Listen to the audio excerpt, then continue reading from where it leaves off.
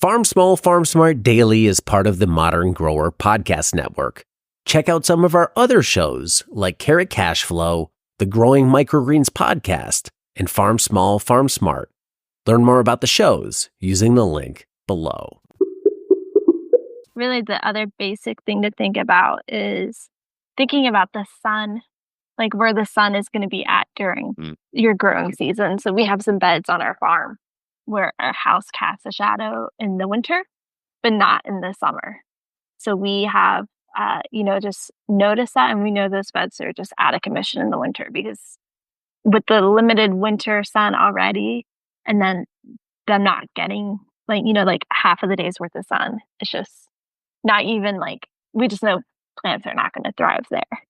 So really just trying to think about the trees on your property or anything that will cast shade and how that will be during certain seasons.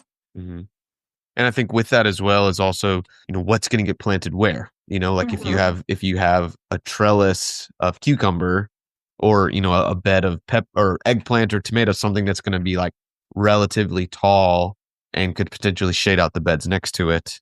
You want to ensure that it's something that can either handle some shade, maybe it's a green or something like lettuce that actually maybe some afternoon shade would be really nice and would help the plant. But if it's something that maybe thrives in some sun, probably not plant your tomatoes next to your corn. If the corn's going to shade out the tomatoes. Right. Yeah, you can definitely use that to your advantage, like you're saying with some crops during, the high summer time of year, that little bit of shade could help something thrive or help, the plants establish themselves better during the heat. Yeah, it's definitely something to consider. That's usually one of the first things we plan on our farm is anything that's going to have a trellis or tall support. So our cherry tomatoes, we do on 10-foot T-posts, and we do lower and lean on those. And we would not ever want to plant, lettuce right next to that or something where it's just going to be, casting the shade from that, or at least lettuce in the spring. But yeah, definitely trying to plan out those tall crops first. Okra, making sure you're not putting okra in the wrong spot. Our okra plants can get to 7 feet tall in the summer. So trying to strategically plan where tall things are going to go on your farm, I think is a good place to start with your crop plan. Yeah. And then with that also, if you're using weeds, wobblers, so trying to make sure we're not blocking the wobblers off with trellising or supports or putting, surrounding those with beds of sunflowers where the water's not going to be able to disperse at all.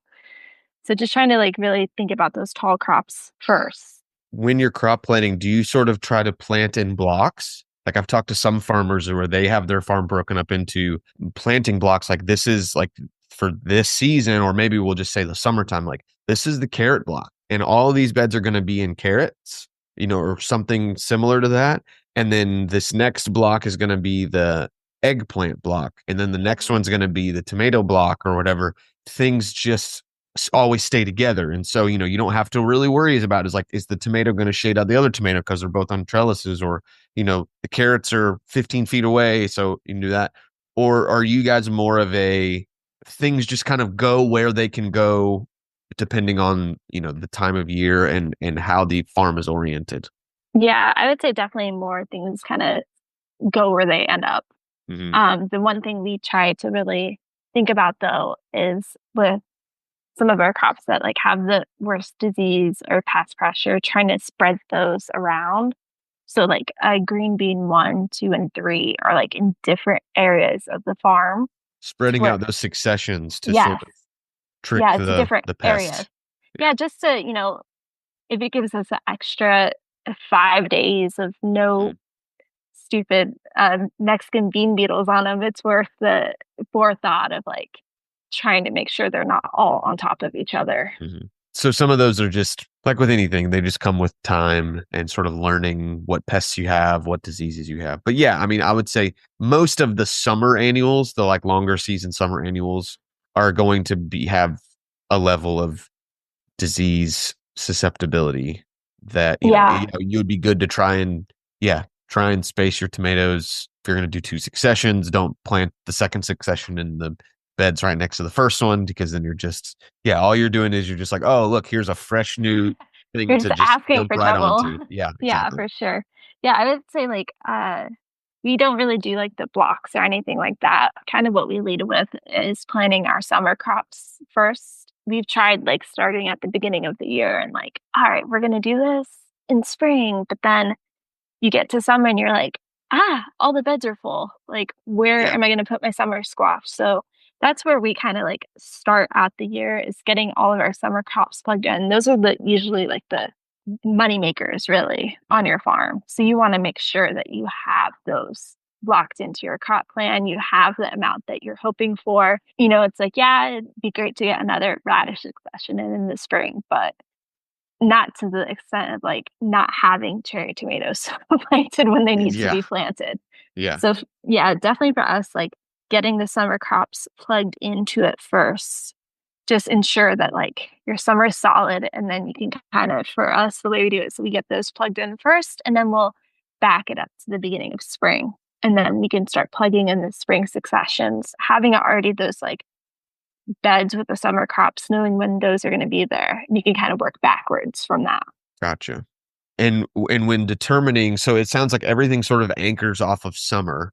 Mhm. Now, are you sort of wherever, we'll take this first dart and throw it on the timeline here. Are Mhm. you doing that based off of the earliest that you want to get those into the ground, or is it more of like, this is the latest that we want to sell this? Or Mhm. are you just sort of kind of like roughly about this time, so we just sort of like plop it right in the middle? Yeah, I would say most of the summer crops, it says we can plant them April 15th. We'll have most of them in that first week in May. Okay.